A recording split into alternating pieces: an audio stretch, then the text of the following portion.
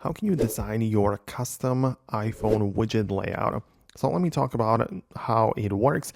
If you're new on Foxtecc, most definitely subscribe so you never miss anything important. So of course, whenever you are on the home screen, you can hold it down anywhere with your finger so you can enter the edit mode. This is where all of the icons will start to shake, right? So you can reorganize it or add something more. But in order to add the widgets or design your widget layout, click on the edit button in the top left corner and you'll be able to add more widgets. So that is where you can find them. Like if you don't see all of them or some that you don't like, it's also from the third-party apps, which you can download from the App Store. So for example, if I download something like a third-party calendar from Google, for example, it's also going to appear here and it's going to give me more widget options. But whatever, you have to just kind of set up the way you want to use your home screen. For example, if you want to add a widget, you get to pick from different sizes based on what's available.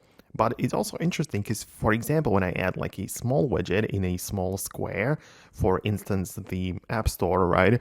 I also, when I bring it in here, I can just have it like that, in that size, but I can also grab the bottom right corner of it and adjust the size of it, right? So I can see it even in real time, I can stretch it over and switch to a different size of the widget. But at the end of the day, you just have to move it around, find its place on the home screen, perhaps go to a new home screen page where you can set up the widgets, right? So it's very, personal. So you have to choose it for yourself to get the most out of your iPhone's home screen.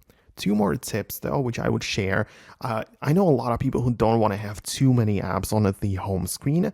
And if that is the case for you as well, I would recommend you to get the Siri suggestions widgets, which is 2 rows of icons and apps, but selected based on your behavior, the patterns, and the apps you use the most, right? So you still have access to many apps on the home screen, but they change, right? So that is very useful. And the second tip I would have is to also utilize the left panel, which is for widgets only.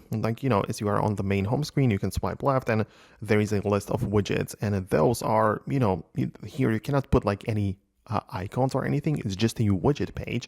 And in there, you can also just hold down on it, reorganize it, right? And have a scrollable widget page. So that is something I would most definitely utilize on my device too. So let me know if you managed to figure it out and find your perfect layout for you. Hit the thumbs up and subscribe for more. And I'll talk to you soon in the next videos as well.